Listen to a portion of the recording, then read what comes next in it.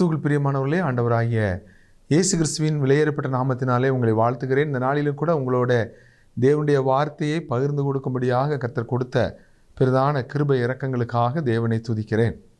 இந்த நாளிலும் கூட ஆவியானவரை குறித்தும் அவருடைய செயல்பாடுகளை குறித்தும் நாம் தியானிக்க இருக்கிறோம். கர்த்தர் தாமே பரிசுத்த ஆவியானவரை, திருத்துவத்தின் மூன்றாவது நபராகிய ஆவியானவரை குறித்து கூட நாம் கற்றுக்கொள்ள தேவன் நமக்கு உதவி செய்வாராக. முதலாவதாக நாம் வாசிக்க வேண்டிய வேத பகுதி அப்போஸ்தலர் 1:8. அப்போஸ்தலர் 1:8. பரிசுத்த ஆவி உங்களிடத்தில் வரும்போது நீங்கள் பலனடைந்து எருசலேமிலும் யூதேயா முழுவதிலும் சமாரியாவிலும் பூமியின் கடைசி பரியந்தமும் எனக்கு சாட்சிகளாய் இருப்பீர்கள் என்றார். ஆண்டவராய் இயேசு கிறிஸ்து இப்போ உயிர்த்தெழுந்து தம்முடைய சீஷர்களுக்கு 40 நாள் அளவும் தம்மை உயிரோடு இருக்கிறவராக காண்பிக்கிறார். இப்போ என்ன நடக்குது? அவர் திரும்ப இப்போ பரலோகத்துக்கு போகிறார். ஆண்டவர் இந்த பூமியில் இருந்த நாட்களிலேயே ஆவியானவரை குறித்து மிக தெளிவாக அவர் தம்முடைய சீஷர்களுக்கு உபதேசித்ததை நாம் யோவான் எழுதின சுவிசேஷத்தில் 14ஆம் அதிகாரம் 16ஆம் அதிகாரங்களில் நம்ம அதிகமாக வாசிக்கிறோம். இந்த பூமியில் இருக்கும்போதே அவர் மிக தெளிவாக சொன்னார், நான் போகிறது உங்களுக்கு பிரயோஜனமாக இருக்கும், நான் போனால் தான் தேற்றரவாளனை உங்களுக்கு அனுப்புவேன் என்று ஆண்டவர் சொன்னார். ஆகவே ஆவியானவர் அவர் இந்த பூமியில் இருக்கும் பொழுதே கர்த்தராகிய இயேசு கிறிஸ்து மிக தெளிவாக ஆவியானவரை குறித்து பல இடங்களிலே அவர் சாட்சி கொடுக்கிறதை நாம் பார்க்கிறோம். யோவான் எழுதின சுவிசேஷத்தில் 14ஆம் அதிகாரத்தில் 16ஆம் வசனத்தில் கர்த்தராகிய இயேசு கிறிஸ்து அங்கே பரிசுத்த ஆவியானவரை குறித்து சொல்லுகிறதை நாம் பார்க்கிறோம். யோவான் 14ஆம் அதிகாரம் 16ஆம் வசனம், நான் பிதாவை வேண்டிக் கொள்வேன், அப்பொழுது என்னென்றைக்கும் உங்களுடனே கூட இருக்கும்படிக்கு சத்திய ஆவியாகிய வேறொரு தேற்றரவாளனை அவர் உங்களுக்கு தந்தருளுவார். இங்கே நம்ம வாசிக்கிறோம், பிதாவை வேண்டிக் கொள்வேன், என்னென்றைக்கும் உங்களோட கூட இருக்கும்படிக்கு சத்திய ஆவியாகிய வேறொரு தேற்றரவாளன். சிலர் சொல்லுவாங்க, அவர் பிதாவாக இருந்தார், அப்புறம் குமாரனாக வந்தார், இப்போ பரிசுத்த ஆவியானவராக இருக்கிறார் அப்படின்னு. இது சரியா அப்படின்னா இது வேதபூர்வமான போதனை அல்ல. ஏனென்றால் படைப்பிலேயே ஆவியானவர் ஜலத்தின் மேலே அசைவாடி கொண்டிருந்தார் என்று ஆதியாகமத்தின் புஸ்தகத்திலே 1ஆம் அதிகாரத்திலே நாம் 2ஆம் வசனத்திலே வாசிக்கிறோம். ஆவியானவர் அவர் ஆதியிலே தேவன் வானத்தையும் பூமியையும் சிருஷ்டிக்கின்ற பொழுதே ஆவியானவரும் கூட அங்கே செயல்படுகிறதை நாம் பார்க்கிறோம். ஆகவே அங்கே திருத்துவ தேவன் பழைய ஏற்பாட்டிலும் சரி புதிய ஏற்பாட்டிலும் சரி நம் திரியேக தேவனை நாம் பார்க்கிறோம். அப்போ ஆவியானவரும் தேவனாக இருக்கிறார் என்கிறத நம்ம மிக கவனமாக அறிந்து கொள்ள வேண்டியது அவசியமாக இருக்கிறது. ஆவியானவரை குறித்து ஆண்டவர் சொல்கிறார், என்றென்றைக்கும் உங்களோட கூட இருக்கும்படிக்கு. பழைய ஏற்பாட்டை எடுத்துக்கிட்டிங்கன்னு சொன்னால் ஆவியானவர் என்ன செய்வார்? வந்துவிட்டு போகக்கூடிய ஒரு ஆவியானவராக காணப்பட்டார். நீங்கள் சிம்சோன் மேலே இறங்குவார், ஒரு சிங்கம் வருதுன்னு சொன்னால் ஆவியானவர் இறங்குவார், இந்த சிங்கத்தை ஒரு ஆட்டுக்குட்டியை போல் கிழிச்சு போட்டுருவாப்புல. அதுக்கப்புறம் அந்த ஆவியானவர் என்ன செய்வார்? அந்த வேலை முடிஞ்ச உடனே அவர் திரும்ப சிம்சோனை விட்டு அவர் புறப்பட்டு போயிடுவார். அதனால தான் பரிசுத்த ஆவியானவரை குறித்து தாவீது சொல்லும் பொழுது 51ஆம் சங்கீதத்தில், உம்முடைய பரிசுத்த ஆவியை என்னை விட்டு எடுத்துக்கொள்ளாமலும் இரும் என்று சொல்லப்பட்டிருக்கு. வந்துவிட்டு போகிற ஒரு ஆவியானவராக இருந்தார். ஒரு நோக்கத்துக்காக அவர் அனுப்பப்பட்டார். அந்த நோக்கம் நிறைவேறும் பொழுது அந்த நபரை விட்டு அவர் எடுபட்டு போய்விடுகிறவராக காணப்பட்டார். ஆனால் புதிய ஏற்பாட்டிலே ஆண்டவராக இயேசு கிறிஸ்து இந்த இடத்துல யோவான் 14ஆம் அதிகாரம் 16ஆம் வசனத்தில் என்றென்றைக்கும் உங்களோட கூட தங்கி இருக்கும்படி என்று அங்கே சொல்லுகிறார். அப்போ ஆவியானவர் புதிய ஏற்பாட்டில் உள்ள மிகப்பெரிய ஒரு காரியம், நமக்குள்ளே வாசமாக இருக்கிறவராக தங்கி இருக்கிறவராக அவர் காணப்படுகிறார் என்று நாம் பார்க்கிறோம். ரெண்டாவது, ஆவியானவரை குறித்து ஆண்டவர் சொல்லுகிற முக்கியமான காரியம் என்னென்னா, பரிசுத்த ஆவி உங்களிடத்தில் வரும்பொழுது பலன் அடைந்து என்று பார்க்கிறோம். அவர் நமக்குள்ளே தங்கி இருக்கிறவராக இருக்கிறார், மாத்திரமல்ல அவர் நமக்கு பலனை கொடுக்கிறவராக இருக்கிறார் என்று நாம் பார்க்கிறோம். லூக்கா எழுதின சுவிசேஷத்தில் 24ஆம் அதிகாரத்தில் 49ஆம் வசனத்தில் கர்த்தராகிய இயேசு கிறிஸ்து சொல்லுகிறதை நாம் பார்க்கிறோம். லூக்கா 24:49, என் பிதா வாக்குத்தத்தம் பண்ணினதை இதோ நான் உங்களுக்கு அனுப்புகிறேன், நீங்களோ உன்னதத்திலிருந்து வரும் பலனால் தரிப்பிக்கப்படும் வரைக்கும் எருசலேம் நகரத்தில் இருங்கள் என்றார். இங்கே ஆண்டவராக இயேசு கிறிஸ்து என்ன சொல்றார்? என் பிதா வாக்கு பண்ணினதை. அப்போ ஆவியானவர் நமக்கு கொடுக்கப்படுவது பிதாவாகிய தேவனுடைய வாக்குத்தத்தமாக இருக்கிறது. அப்போ ஆவியானவர் இந்த பூமிக்கு அருளி செய்யப்படுவார் என்று பிதாவாகிய தேவனுடைய வாக்குத்தத்தத்தை அங்கே அவர் நினைப்பூட்டுகிறார். என் பிதா வாக்குத்தத்தம் பண்ணினதை உங்களுக்கு அருளுகிறேன். அடுத்து சொல்லிட்டு சொல்றார், உன்னதத்திலிருந்து வரும் பலனால் தரிப்பிக்கப்படும் வரைக்கும். அப்போ ஆவியானவர் தேவனுடைய உன்னதத்தின் பலனை நமக்கு கொடுக்கிறவராக இருக்கிறார். ஆண்டவராய் இயேசு கிறிஸ்து சரீர பிரகாரமாக இன்றைக்கு இந்த பூமியில் இல்லை. அவர் உயிர்த்தெழுந்த கிறிஸ்துவாக மகிமையின் சரீரத்தோடு அவர் பரலோகத்தில் இருக்கிறார். இப்போ நாம் இந்த பூமியில் அவருக்கு சாட்சிகளாக வாழ்வதற்கு, அவருடைய பிள்ளைகளாக வாழ்வதற்கு நமக்கு ஆவிக்குரிய பலன் வேணும். நம்ம சொந்த பலத்திலே, சொந்த ஞானத்திலே நாம் ஒருபோதும் தேவனுக்கு நாம் சாட்சிகளாக வாழ முடியாது. ஆகவே தான் தேவன் என்ன செய்கிறாரு, உன்னதத்தின் பலனை நமக்கு கொடுக்கும்படியாக ஆவியானவரை அவர் நமக்கு அருளி செய்கிறவராக இருக்கிறார். நம்ம எப்போ ஆவியானவரை பெற்றுக்கொள்கிறோம்? எபேசியர் 1:13 நம்ம வாசிக்கிறோம். எபேசியர் 1:13 நீங்களும் உங்கள் ரட்சிப்பின் சுவிசேஷமாகிய சத்திய வசனத்தை கேட்டு விசுவாசிகள் ஆனபோது வாக்குத்தத்தம் பண்ணப்பட்ட பரிசுத்த ஆவியால் அவருக்குள் முத்திரை போடப்பட்டீர்கள். இங்கே நம்ம வாசிக்கிறோம், வாக்குத்தத்தம் பண்ணப்பட்ட பரிசுத்த ஆவியால் அவருக்குள் முத்திரை போடப்பட்டீர்கள். எப்பொழுது? நாம் அங்கே வாசிக்கிறோம், சுவிசேஷத்தை கேட்டு விசுவாசிகளான போது. ஆண்டவராகிய இயேசு கிறிஸ்துவை ஏற்றுக்கொள்ளும் பொழுது நாம் தேவனுடைய பிள்ளைகளாக மாறுகிறோம். நாம் தேவனுடைய பிள்ளைகளாக மாறும் பொழுது தேவன் என்ன செய்கிறாரு? அவருடைய ஆவியானவரை நமக்கு கொடுக்கிறார். ஆண்டவராக இயேசு கிறிஸ்து என்னுடைய பாவங்களுக்காக சிலுவையில் மரித்தார், என்னுடைய பாவத்தை கழுவதற்காக அவர் பரிசுத்தமான இரத்தத்தை சிந்தினார் என்று சொல்லி நாம் விசுவாசித்து நாம் பாவ அறிக்கை செய்கின்ற பொழுது தேவன் நம்மை ரட்சிக்கிறார். அதுதான் ரட்சிப்பு. நம்முடைய பாவங்களை நாம் அறிக்கையிட்டால் பாவங்களை நமக்கு மன்னித்து எல்லா அநியாயத்தை நீக்கி நம்மை சுத்திகரிப்பதற்கு அவர் உண்மையும் நீதியும் உள்ளவராய் இருக்கிறார். நம்முடைய பகுதி என்ன? பாவங்களை நாம் தேவனிடத்திலே அறிக்கை செய்வது. தேவன் என்ன செய்கிறாரு? அவர் உண்மையும் நீதி உள்ளவராய் இருக்கிறார். எதற்கு? நம்முடைய பாவங்களை நீக்கி நம்மை சுத்திகரிப்பதற்கு அவர் உண்மையும் நீதியும் உள்ளவராய் இருக்கிறார். நாம் என்ன செய்ய வேண்டும் என்று அவர் சொல்லி இருக்கிறாரோ அதை நாம் செய்யும்போது, தாம் என்ன செய்வேன் என்று அவர் சொன்னாரோ அதை செய்வதற்கு அவர் உண்மையும் நீதியும் உள்ளவராக இருக்கிறார். நாம் என்ன செய்யணும்? பாவ அறிக்கை செய்யணும். ஆண்டவரே, நான் ஒரு பாவி, இந்த பாவத்தெல்லாம் மன்னிங்கன்னு சொல்லி நீங்கள் ஆண்டவரத்தில் அறிக்கை செய்யும் பொழுது ஆண்டவர் அவருடைய இரத்தத்தினால் உங்களுடைய பாவத்தை அவர் கழுவுகிறார், உங்களுடைய பாவத்தை மன்னிக்கிறார், சுத்திகரிக்கிறார், உங்களுடைய சரீரத்தை அவருடைய ஆலயமாக மாற்றுகிறார். அதுதான் பெரிய ஒரு பாக்கியம். நமக்கு கிடைக்கிற ஒரு பெரிய பாக்கியம், பெரிய சிலாக்கியம் என்ன? நம்முடைய சரீரத்தை தேவன் அவருடைய ஆலயமாக மாற்றுகிறார். நாம் 1 கொரிந்தியர் 3:16 நாம் வாசிக்கலாம். 1 கொரிந்தியர் 3:16 நீங்கள் தேவனுடைய ஆலயமாய் இருக்கிறீர்கள் என்றும் தேவனுடைய ஆவி உங்களில் வாசமாய் இருக்கிறார் என்றும் அறியாதிருக்கிறீர்களா? இங்கே 1 கொரிந்தியர் 3:16 என்ன வாசிக்கிறோம்? நீங்கள் தேவனுடைய ஆலயமாய் இருக்கிறீர்கள், தேவனுடைய ஆவி உங்களில் வாசமாய் இருக்கிறார். நாம் ரட்சிக்கப்படும் பொழுது தேவன் நம்மை சுத்திகரிக்கிறார். அவருடைய இரத்தத்துக்கு எவ்வளவு மேன்மை இருக்குது! அவருடைய இரத்தத்தினுடைய மகிமையை நாம் இங்கே பார்க்கிறோம்.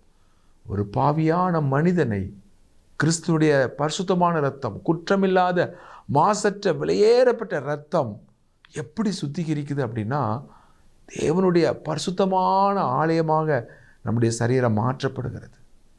தேவ ஆவியானவர் வந்து நம்முடைய சரீரத்தை அவர் வாசம் பண்ணக்கூடிய அளவுக்கு அது பரிசுத்தமாக மாற்றப்படுகிறது. எவ்வளோ ஒரு கிறிஸ்துவின் இரத்தத்தினுடைய வல்லமையை நாம் இங்கே பார்க்கிறோம். கிறிஸ்துவின் இரத்தத்தினுடைய மேன்மையை நாம் பார்க்கிறோம். அது நமக்குள்ளே கொடுக்கிற பரிசுத்தத்தின் சுத்திகரிப்பை நாம் பார்க்கிறோம். பிரியமானவர்களே, நாம் தேவனுடைய ஆலயமாக இருக்கிறோம். பழைய ஏற்பாட்டை பார்த்தீங்கன்னா முதலாக தேவன் ஏதேன் தோட்டத்தில் உலாவினார். ஆதாம் ஏவாளோடு கூட அவர் பகலின் குளிர்ச்சியான வேளையில் இடைப்பட்டார். பின்பு பார்த்தீங்கன்னா மோசேயின் காலத்திலே ஜனங்கள் வனாந்தரத்தில் எகிப்தின் அடிமைத்தனத்திலிருந்து வாக்குத்தத்தம் பண்ணப்பட்ட கானான் தேசத்துக்கு அவங்க போகும் பொழுது ஆசரிப்பு கூடாரத்தை உண்டு பண்ணும்படி தேவன் மோசேக்கு கட்டளை கொடுக்கிறத பார்க்குறோம். அந்த ஆசரிப்பு கூடாரத்தில் மகா பரிசுத்த ஸ்தலம்னு ஒரு ஸ்தலத்தை ஏற்படுத்தி அதில் உடன்படிக்கை பெட்டி, அதில் செய்யப்பட்ட கிருபாசனம், அந்த கேர்பின்கள் நடுவிலே அவர் வாசமாயிருந்தார் என்று நாம் பார்க்கிறோம். மேக ஸ்தம்பத்திலே அவர் எழுந்தருளினார் என்று நாம் பார்க்கிறோம். இவ்விதமாக ஆசரிப்பு கூடாரத்திலே தன்னை வெளிப்படுத்தின தேவன், ஆசரிப்பு கூடாரத்திலே உலாவின தேவன். பின்பு நாம் சாலமோனுடைய காலத்தை பார்க்குறோம். சாலமோன் ஒரு பெரிய ஆலயத்தை கட்டினான். சுற்றிலும் பொன்னால் அதை என்ன செஞ்சான்? அலங்காரப்படுத்தினான், அழகுபடுத்தினான். நாம் 1 ராஜாக்கள் 8:11 வாசிக்கும் பொழுது அந்த ஆலயத்தை அவருடைய மகிமை நிரப்பிற்று என்று வாசிக்கிறோம். சாலமோனுடைய ஆலயத்தை நிரப்பினார். ஆனால் பிற்காலத்தில் நம்ம வரும் பொழுது, அப்போஸ்தலர் 7:47 வரும் பொழுது அங்கே ஸ்தேவான் என்ன சொல்லுகிறார்? அப்போஸ்தலர் 7:47, சாலமோனும் அவருக்கு ஆலயத்தை கட்டினான், ஆகிலும் உன்னதமானவர் கைகளினால் செய்யப்பட்ட ஆலயங்களில் வாசமாயிறார். இங்கே ஸ்தேவான் சொல்றார், உன்னதமானவர் கைகளினால் கட்டப்பட்ட ஆலயங்களில் வாசமாயிறார். அப்போ தேவன் என்ன செய்கிறாரு? ஏதேன் தோட்டத்திலிருந்து ஆசரிப்பு கூடாரத்துக்கு கடந்து வருகிறத பார்க்குறோம். ஆசரிப்பு கூடாரத்திலிருந்து சாலமோன் கட்டின ஆலயத்தை நிரப்புகிறத பார்க்குறோம். இப்போ சொல்கிறாரு, கைகளினால் கட்டப்பட்ட ஆலயங்களை நான் வாசமாக இருக்க விரும்பலை, நீ தான் என்னுடைய ஆலயம், நீங்கள் தான் என்னுடைய ஆலயம். தேவன் நம்முடைய சரீரத்தை அவருடைய ஆலயமாக மாற்றி தேவ ஆவியானவர் நம்மிலே வாசமாக இருக்கிறார். நாம் 1 கொரிந்தியர் 6:19 என்ன வாசிக்கிறோம்? 1 கொரிந்தியர் 6:19, உங்கள் சரீரமானது நீங்கள் தேவனாலே பெற்றும் உங்களில் தங்கியும் இருக்கிற பரிசுத்த ஆவியினுடைய ஆலயமாய் இருக்கிறது என்றும் நீங்கள் உங்களுடையவர்கள் அல்ல என்றும் அறியீர்களா? நீங்கள் உங்களுடையவர்கள் அல்ல என்று அறியீர்களா? நாம் நம்முடையவர்கள் அல்ல. நாம் அறிஞ்சிருக்கிறோமா? நாம் அநேக காரியங்களை அறியாமல் இருக்கிறோம். நாம் கிரயம் கொடுத்து வாங்கப்பட்டிருக்கிறோம். நாம் தேவனுக்கு சொந்தமானவர்கள், தேவனுக்குரியவர்கள். நாம் தேவ ஆவியானவரை நாம் பெற்று அவர் நம்மிலே தங்கி இருக்கிறார் என்று வாசிக்கிறோம். ஆகவே வந்துவிட்டு போகிற ஆவியானவர் அல்ல, என்றென்றைக்கு உங்களோட கூட இருக்கும்படிக்கு சத்திய ஆவியானவரை அவர் கொடுத்திருக்கிறார். ஆகவே ஆவியானவர் நமக்குள்ளாக இருக்கிறார். நமக்குள்ளாக அவர் தங்கி இருக்கும்படியாக நம்முடைய சரீரத்தை அவருடைய ஆலயமாக தேவன் மாற்றி இருக்கிறார்.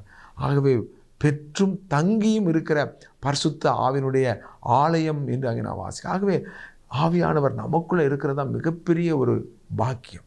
வானம் எனக்கு சிங்காசனம், பூமி எனக்கு பாதப்படி, எனக்கு எப்படிப்பட்ட ஆலயத்தை கட்டுவீங்கன்னு சொல்லி கேட்ட தேவன் கடைசியில் நம்முடைய சரீரத்தை அவர் ஆலயமாய் மாற்றி அவர் என்ன செய்கிறாரு? அவர் நமக்குள்ளே வாசம் பண்ணுவதற்கு அவர் கடந்து வருகிறார். அவர் என்ன செய்கிறாரு? உன்னதத்தின் பலனை அவர் நமக்கு கொடுக்கிறார். ஆண்டவருக்காக நாம் சாட்சிகளாய் வாழ்வதற்கு நம்மை பலப்படுத்துகிற ஒரு ஆவியானவராக அவர் காணப்படுகிறார். பாவத்தை மேற்கொள்ளக்கூடிய பலன், சாத்தானை மேற்கொள்ளக்கூடிய எதிர்க்கக்கூடிய வல்லமையை அவர் நமக்கு கொடுக்கிறவராய் இருக்கிறார். இவ்விதமாக உன்னதத்தின் பலனை நமக்கு கொடுக்கிற ஒரு தேவ ஆவியானவராக இருக்கிறார். பார்த்தீங்களா? ஆகவே நாம் நம்முடைய சொந்த பலத்தில் நாம் கிறிஸ்தவ ஓட்டத்தை ஓடணும்னா நம்ம மாம்சத்துக்குரியவங்களாக மாறிடுவோம். நமக்குள்ள இருக்கிற ஆவியானவரை நம்ம என்ன செய்ய சார்ந்து கொள்ளணும். ஒவ்வொரு நாளும் நாம் ஆவியானவராலே வழிநடத்தப்பட வேண்டும். நம்ம பரிசுத்த ஆவியானவரை பெற்றுக்கொள்வது என்பது ஒரே ஒரு முறை தான். ஆனால் ஆவியானவரால் நிரப்பப்படுதல் என்பது அது தினந்தோறும் நமக்குள்ளே நடைபெற்று வர வேண்டிய ஒரு காரியம். ஆவியானவரால் நிரப்பப்படுதல், ஆவியானவரால் நிரப்பப்படுதல் என்று சொல்லும் பொழுது நாம் முழுவதுமாக தேவ ஆவியானவர் நம்மை ஆளுகை செய்யும்படி நாம் ஒப்பு கொடுக்க வேண்டும். ஆண்டவரே, என்னுடைய கண்களை நீர் ஆளுகை செய்யும், என்னுடைய சிந்தையை நீர் ஆளுகை செய்யும், என்னுடைய வாயின் வார்த்தைகளை தேவ ஆவியானவர் ஆளுகை செய்ய, என்னுடைய கரங்களை ஆவியானவர் ஆளுகை செய்க என்று சொல்லி தேவனுடைய ஆவியானுடைய ஆளுகைக்கு நம்மை பூரணமாக நாம் ஒப்பு கொடுக்கும் பொழுது ஆவியானவர் நம்மை பூரணமாய் ஆளுகை செய்து அவர் நம்மை நடத்துகிறவராய் இருக்கிறார். ஆகவே ஆவியானவருடைய நிரப்புதல் என்பது ஒவ்வொரு நாளும் நமக்குள்ளே காணப்படக்கூடிய ஒரு முக்கியமான காரியம். நம்ம ஆண்டவரே, நம்ம எப்பெல்லாம் தப்பு செய்கிறோமோ, எப்பெல்லாம் நாம் தேவனுக்கு பிரியமில்லாததை நாம் செய்கிறோமோ, அப்பொழுது தேவ ஆவியானவர் நமக்குள்ளே இருக்கிறார். அவர் துக்கப்படுகிறவராக இருக்கிறார். அதனால தான் ஒரு தப்பு செய்யும்பொழுது நம்முடைய இருதயத்தில் ஒரு சமாதான குறைவு வரும், ஒரு கலக்கம் உண்டாகும், ஒரு குழப்பம் உண்டாகும். ஏன்? நமக்குள்ளே இருக்கிற ஆவியானவரை நம்ம துக்கப்படுத்துகிற ஒரு காரியத்தை செய்யும் பொழுது நாம் தேவனுடைய சமாதானத்தை நாம் இழக்கிறோம். அதில் தான் ரொம்ப கவனமாக இருக்கணும். நம்ம உடனடியாக தேவ ஆவியானவரை துக்கப்படுத்திட்டோம், அதனால் நம்முடைய சமாதானத்தை இழக்கிறோன்னு நம்ம கண்டுபிடிச்சோன்னா உடனடியாக அதை சரி செய்வதற்கு நாம் தீவிரமாக நாம் செயல்படுகிறவர்களாய் காணப்படணும். நம்ம அசட்டை பண்ணிட்டு போயிடக்கூடாது. நமக்குள்ள பழைய மனுஷன் இருக்கிறான். பவுல் சொல்றார் கொரிந்தியரில், உள்ளான மனுஷன் நாளுக்கு நாள் புதிதாக்கப்பட வேண்டும். புறம்பான மனுஷன் அழியணும். சில வேளைகளில் சிலர் கேட்பாங்க, அப்போனா நமக்கு ரொம்ப கோபம் வந்துடுதே, ஆவியானவர் நமக்குள்ளே இருந்தால் நம்ம எவ்வளவு தேவனுடைய சாயலை வெளிப்படுத்தணும். ஆனால் அநேக வேளைகளில் நாம் கோபம், பொய் சொல்லுகிறவர்களாக, ஆண்டுடைய பிள்ளைன்னு சொல்லக்கூடிய முடியாத அளவுக்கு நடக்கிற பரிதாபமான நிலைமைகள் இருக்குதேன்னு சொல்லி நாம் கேட்கும் பொழுது ஒரு அருமையான கதையை சொல்லுவாங்க. ஒரு வீட்டில் வெள்ளை நாய் இருக்குது, கருப்பு நாய் இருக்குது. எதுக்கு நாம் நல்ல ஆகாரம் போடுறோமோ அதுதான் கொழுத்து பலனாக நிற்கும். நம்ம நல்ல மட்டனும் இறைச்சியுமா கருப்பு நாய்க்கு போட்டோன்னா அது பலசாலியாக இருக்கும். வெள்ளை நாய்க்கு ஒன்றுமே போடலைன்னு சொன்னால் அது மிகவும் மெலிஞ்சு எலும்பு தோலமாக போயிடும். அப்போ அதே மாதிரி நமக்குள்ளே பழைய மனுஷன், புதிய மனுஷன், கிறிஸ்துவின் ஜீவனை பெற்ற புதிய மனுஷனை நாம் பெற்றிருக்கிறோம். ஆனால் அதுக்குள்ளே நமக்குள்ளே பழைய மனுஷன் இருக்கிறான். நம்ம அந்த கருப்பு நாய்க்கு இடம் கொடுத்தோன்னு சொன்னால் அதுதான் வெளிப்படும். அது துர்வாசனையை வெளிப்படுத்தும், சாட்சிக்கேடை வெளிப்படுத்தும்.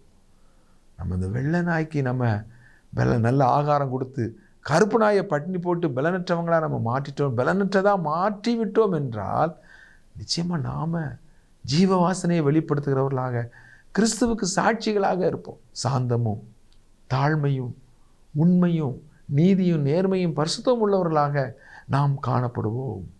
அப்போ தேவ ஆவியானவருக்கு நம்மை ஒப்பு கொடுக்கணும். எதற்கு ஒப்பு கொடுக்குறோம்? அங்கே நாம் ரோமர்கள் நிருபத்திலே ரோமர் 6ஆம் அதிகாரம் 16ஆம் வசனத்தை நம்ம வாசிக்கலாம். ரோமர் 6:16, மரணத்துக்கு ஏதுவான பாவத்துக்கானாலும் நீதிக்கு ஏதுவான கீழ்ப்படிதலுக்கு ஆனாலும் எதற்கு கீழ்ப்படியும்படி உங்களை அடிமைகளாக ஒப்பு கொடுக்கிறீர்களோ அதற்கே கீழ்ப்படுகிற அடிமைகளாக இருக்கிறீர்கள் என்று அறியீர்களா? நமக்குள்ள ஆவியானவர் இருக்கிறார். நம்ம அவருக்கு கீழ்ப்படிவோமானா நாம் அவருக்கு அடிமையாக இருந்து அவருடைய பிள்ளைகளாக இருந்து நம்ம செயல்படுவோம். நம்ம பாவ சுபாவத்துக்கு நம்ம நீதிக்கு கீழ்ப்படுகிறோமா, பாவத்துக்கு கீழ்ப்படுகிறோமா? பாவம் வரும் பொழுது நாம் தெரிந்து கொள்ளுதலின் முழு சுயாதீனம் நமக்கு தான் இருக்குது. ஆவியானவர் நமக்கு அந்த பலனை கொடுக்கறதுக்கும் வல்லமையை கொடுக்கறதுக்கும் அவர் ஆயத்தமாக இருக்கிறார். நாம் அதை வெறுக்கிறதுக்கும் அதை விட்டு விலகக்கூடிய, அதை விட்டு விலகி ஓட வேண்டிய இடத்துல ஓடுகிறவர்களாக நம்ம காணப்படும் பொழுது தேவ ஆவியானுடைய வல்லமையை பலனை நம்ம அனுபவிக்கிறவங்களாக இருப்போம். எதற்கு கீழ்ப்படுகிறோமோ, எதற்கு ஒப்பு கொடுக்குறோமோ அதுதான் நம்மளை ஆளுகை செய்யும். அப்போ நம்ம ஒவ்வொரு நாளும் நம்ம என்ன செய்யணும்? ஆண்டவரே என்னுடைய வாயின் வார்த்தைகளை ஆண்டு கொள்ளும், ஆண்டவரே என்னுடைய சிந்தைகளை ஆண்டு கொள்ளும், ஆண்டவரே என்னுடைய கண்ணின் பார்வைகளை ஆண்டு கொள்ளும், என்னுடைய இருதயத்தின் யோசனைகள், இருதயத்துக்குள்ளேருந்து வரக்கூடிய ஒவ்வொன்றையும் நீங்கள் ஆளுகை செய்யுங்க. உங்களுக்கு பிரியமானதை நான் வெளிப்படுத்தணும், கிறிஸ்துவின் சாயலை வெளிப்படுத்தணும்னா நான் நற்கந்தமாக இருக்கணும், நான் ஜீவவாசனையை வெளிப்படுத்தணும். இப்படி நம்ம தேவ ஆவியானவருக்கு நம்ம ஒப்பு கொடுக்கும் பொழுது ஜீவ வாசனையை நாம் வெளிப்படுத்துகிறவர்களாக நாம் காணப்படுவோம். ஆவியானவர் நமக்கு கொடுக்கப்பட்டதுடைய முக்கியமான நோக்கம் என்ன அப்படின்னா, அங்கே அப்போஸ்தலர் 1:8 வாசிக்கிறோம், பரிசுத்த ஆவி உங்களிடத்தில் வரும்பொழுது பலனடைந்து எனக்கு சாட்சிகளாக இருப்பீர்கள். பலன் எதற்கு? கிறிஸ்துவுக்கு சாட்சிகளாக இருப்பதற்கு ஆவியானவர் நமக்கு கொடுக்கப்பட்டிருக்கிறார். எனக்கு சாட்சிகளாக இருப்பீர்கள். அப்போ ஆவியானவர் கொடுக்கப்பட்டதனுடைய நோக்கம் நாம் கிறிஸ்துவுக்கு சாட்சிகள். ஆண்டவரை போல நம்ம இருக்கிறோம், ஆண்டவரை போல் இந்த உலகத்தில் வாழணுங்கிறதுக்காகத்தான் தேவ ஆவியானவர் நமக்கு கொடுக்கப்பட்டிருக்கிறார். ரெண்டாவது, ஆவியானவர் கொடுக்கப்பட்டதுடைய இன்னொரு முக்கியமான ஒரு நோக்கம் என்ன அப்படின்னு சொன்னால், யோவான் சுவிசேஷத்தில் 16ஆம் அதிகாரத்தில் 13ஆம் வசனத்தில் நம்ம வாசிக்கிறோம். யோவான் 16ஆம் அதிகாரம் 13ஆம் வசனம், ஆவியானவருடைய ஒரு முக்கியமான பணி, சத்திய ஆவியாகி அவர் வரும்போது சகல சத்தியத்திற்குள்ளும் உங்களை நடத்துவார். அவர் தம்முடைய சுயமாய் பேசாமல் தாம் கேள்விப்பட்டவைகள் யாவையும் சொல்லி வரப்போகிற காரியங்களை உங்களுக்கு அறிவிப்பார். இங்கே ஆவியானவருடைய ஒரு முக்கியமான காரியத்தை இங்கே சொல்லப்பட்டிருக்கிறது. சத்திய ஆவியானவர் சகல சத்தியத்திற்குள்ளும் நம்மை நடத்துகிறார். அடுத்து சொல்லப்பட்டிருக்கு தான் சுயமாய் பேசாமல். ஆவியானவர் என்ன செய்கிறாரா? சுயமாய் பேசாமல் என்று அங்கே நான் வாசிக்கிறோம். அவர் சுயமாய் பேசாமல் தாம் கேள்விப்பட்டவைகள் யாவையும் சொல்லி வரப்போகிற காரியங்களை உங்களுக்கு அறிவிப்பார். அப்போ ஆவியானவர் எப்படி செயல்படுறாரு? கிறிஸ்து எப்படி செயல்பட்டார்னு பார்த்தோன்னா ஆவியானுடைய பணியை நம்ம சிறப்பாக கண்டுகொள்ள முடியும். கிறிஸ்து எப்படி செயல்பட்டார்? அவர் யோவான் எழுதின சுவிசேஷத்தில் நம்ம அதிகமாக பிதாவாகிய தேவனுக்கும் கிறிஸ்துவுக்கும் உள்ள அருமையான ஒரு தொடர்பை நம்ம பார்க்குறோம். யோவான் 14ஆம் அதிகாரத்தில் 31ஆம் வசனத்தில் கிறிஸ்து என்ன சொல்கிறார் பாருங்கள். யோவான் 14ஆம் அதிகாரம் 31ஆம் வசனம். நான் பிதாவில் அன்பாக இருக்கிறேன் என்றும் பிதா எனக்கு கட்டளையிட்டபடியே செய்கிறேன் என்றும் உலகம் அறியும்படிக்கு இப்படி நடக்கும். எழுந்திருங்கள், இவ்விடம் விட்டு போவோம், வாருங்கள் என்றார். இயேசு கிறிஸ்து பிதாவாகிய தேவனை குறித்து என்ன சொல்றார்? பிதா எனக்கு கட்டளையிட்டபடியே நான் செய்கிறேன். அவர் சுயமா அவர் செயல்படலை. அவர் என்ன செய்யற? பிதாவாகிய தேவன் என்ன கட்டளையிட்டாரோ அதைத்தான் அவர் செய்தார். அவர் அதை எதன் அடிப்படையில் செய்தார்னா, பிதாவாகிய தேவனிடத்தில் அவர் எவ்வளவு அன்புள்ளவராக இருந்தாருங்கிறத அவர் வெளிப்படுத்துகிறார். நாம் தேவனிடத்தில் அன்புள்ளவர்களாக இருந்தால் ஆண்டுடைய வசனத்தை கை கொள்வோம். கிறிஸ்து பிதாவாகிய தேவனிடத்தில் அன்புள்ளவராக இருந்தபடினாலே பிதா என்ன சொன்னாரோ, என்ன கட்டளையிட்டாரோ அதை அவர் செய்து நிறைவேற்றினார் என்று நாம் பார்க்கிறோம். அவர் சுயமாக செயல்படலை. சுயமாக தனக்கு இஷ்டமானதை அவர் செய்யலை, தனக்கு விருப்பமானதை செய்யலை. அவர் சொன்னார், ஆகிலும் என்னுடைய சித்தத்தின்படி அல்ல, உம்முடைய சித்தத்தின்படியே ஆக கடவுது என்று பூரணமாக தேவனுடைய சித்தத்துக்கு தன்னை ஒப்பு கொடுத்தார். அப்போ ஒரு ஆவியானவரால் நிரப்பப்பட்ட ஒரு வாழ்க்கை என்பது தேவனுடைய சித்தத்துக்கு நம்மை பூரணமாய் ஒப்பு கொடுத்தல். நம்முடைய சுய இஷ்டத்துக்கும் நம்முடைய சொந்த விருப்பத்துக்கும் நாம் மறிக்கிறவர்களாய் காணப்பட வேண்டும். இதைத்தான் ஆவியானவர் என்ன செய்கிறார்? அவர் தாம் சுயமாய் பேசாமல் தாம் கேள்விப்பட்ட யாவையும் சொல்லுகிறார். அப்போ பாருங்க, கிறிஸ்து பிதாவாகிய தேவன் என்ன கட்டளையிட்டாரோ அதை அவர் நிறைவேற்றுகிறவராக இருக்கிறார். ஆவியானவர் என்ன சொல்றாரு? கிறிஸ்து என்ன சொன்னாரோ அதை அவர் நமக்கு தெரிவிக்கிறவராக இருக்கிறார். இப்போ நம்ம அந்த யோவான் எழுதின சுவிசேஷம் 16ஆம் அதிகாரம் 14ஆம் வசனத்தை நாம் வாசிக்கிறோம். யோவான் 16 வசனம் 14. அவர் என்னுடையதில் எடுத்து உங்களுக்கு அறிவிப்பதினால் என்னை மகிமைப்படுத்துவார். 13ஆம் வசனத்தில் அவர் சுயமாய் பேசாமல் கேள்விப்பட்ட யாவை. அப்போ என்னுடையதில் எடுத்து உங்களுக்கு அறிவிப்பதினால், கிறிஸ்து என்ன சொல்லுகிறாரோ அதை ஆவியானவர் நமக்கு அறிவிக்கிறார். அது நோக்கம் என்ன? கிறிஸ்துவை மகிமைப்படுத்துகிற ஆவியானவர் என்னை மகிமைப்படுத்துவார் என்று பார்க்கிறோம். அப்போ ஆவியானவர் கொடுக்கப்பட்டதனுடைய நோக்கம் கிறிஸ்துவை மகிமைப்படுத்துதல். ஒரு மனுஷனுக்குள்ள ஆவியானவர் செயல்படுகிறார் என்றால் அவர் அந்த மனிதன் மூலமாக கிறிஸ்துவை அவர் உயர்த்துகிறவராக, கிறிஸ்துவை மகிமைப்படுத்துகிறவராக அவர் காணப்படுகிறார். அவர் ஒருபோதும் தன்னை மகிமைப்படுத்த மாட்டார், தனக்கு மகிமையை கொண்டு வருவதற்கு ஏதுவாக அவர் செயல்பட மாட்டார். மாறாக அங்கே நம்ம வாசிக்கிறோம், என்னை மகிமைப்படுத்துவார், என்னுடையதிலிருந்து எடுத்து உங்களுக்கு அறிவிப்பதினால் என்னை மகிமைப்படுத்துவார். அப்போ ஆவியானவர் கிறிஸ்துவை மகிமைப்படுத்துவதற்காக நமக்குள்ளே இருக்கிறார். கிறிஸ்து என்ன செய்தார்?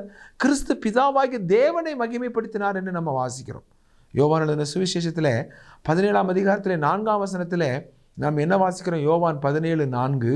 பூமியிலே நான் உம்மை மகிமைப்படுத்தினேன், நான் செய்யும்படி நீர் எனக்கு நியமித்த கிரியையை செய்து முடித்தேன். இங்கே யோவான் 17ஆம் அதிகாரத்தில் இந்த பிரதான ஆசாரிய ஜெபத்தை கர்த்தராகிய இயேசு கிறிஸ்து பிதாவாகிய தேவனை நோக்கி ஜெபிக்கிறார். எப்படி ஜெபிக்கிறாரு? பூமியிலே பிதாவே நான் உம்மை மகிமைப்படுத்தினேன். ஆவியானவர் என்ன சொல்றாரு? கிறிஸ்துவை மகிமைப்படுத்துவார். பாருங்க, அந்த தேவன், அந்த திருத்துவ தேவன் எப்படி செயல்படுகிறார்கள் என்று பார்க்கிறோம். அப்போ பிதாவாகிய தேவன் கிறிஸ்துவை மகிமைப்படுத்துகிறார், கிறிஸ்து பிதாவாகிய தேவனை மகிமைப்படுத்துகிறார். ஆவியானவர் என்ன செய்கிறார்? ஆவியானவர் அவர் கிறிஸ்துவை மகிமைப்படுத்துகிறார்.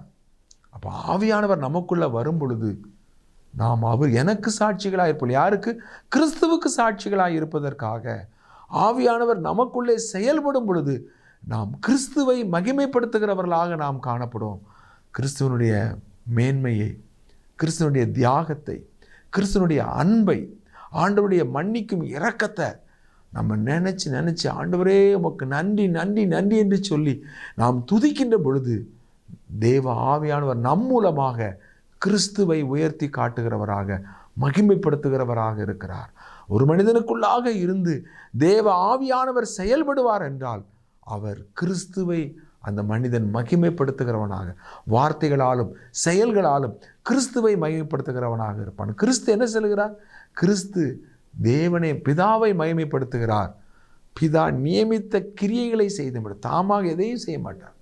அப்படியே 100க்கு 100 பிதா கட்டளையிட்டதை நிறைவேற்றுகிறார். பிதா என்ன சொன்னாரோ அதை அவர் செய்து முடித்தார் என்று பார்க்கிறோம். எந்த அளவுக்கு அவங்களுக்குள்ள எப்படிப்பட்ட ஒரு மேன்மையான ஐக்கியம், ஒரு நினைச்சு பார்க்க முடியாத மேன்மையான ஒரு சிலாக்கியத்தை நாம் பார்க்கிறோம். ஆகவே ஆவியானவர் நம்ம கொடுக்கப்பட வேண்டிய மேன்மையான ஒரு காரியம்.